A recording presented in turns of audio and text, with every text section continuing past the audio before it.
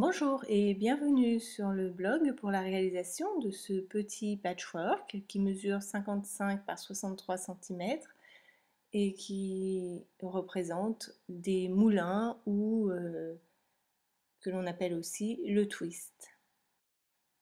Donc pour réaliser ce patchwork, vous allez avoir besoin d'un gabarit spécifique que l'on appelle le Lille Twister, c'est le petit modèle. Il existe également le Twister qui permet de travailler avec des figures plus grandes. Vous le trouvez dans le commerce ou en ligne. Il va bien sûr nous falloir également des tissus. Donc nous travaillerons pour ce patch avec des carrés de 5 inches de côté. Donc ces carrés, vous pouvez soit les fabriquer vous-même dans vos chutes de tissu, soit vous pouvez trouver dans le commerce ce que l'on appelle des charm packs, qui sont donc des carrés prédécoupés de 5 par 5 inches. Et en général, dans un charm pack, vous avez 42 coupons de 5 par 5.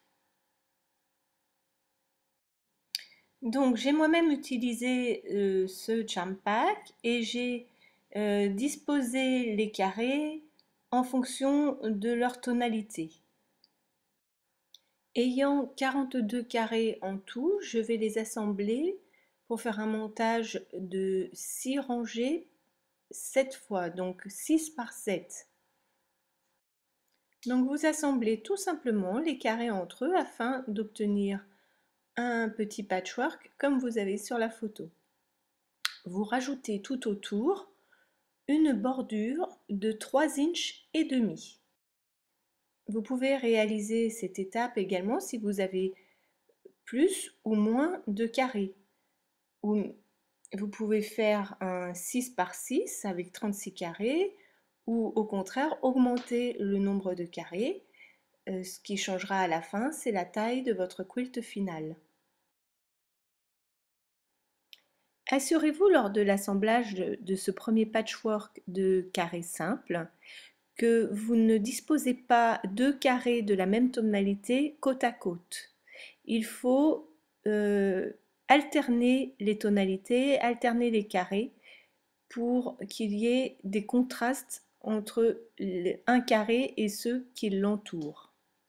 De même, si vous choisissez de faire ce patch en bicolore, au niveau de la réalisation du premier patch de carré simple, alternez un carré blanc, un carré couleur, un carré blanc, un carré couleur. Voilà, vous devez donc avoir un patchwork de carrés simples entouré d'une bordure de 3 inches et demi, et ceci constitue donc la première étape de la réalisation de nos petits moulins dansants.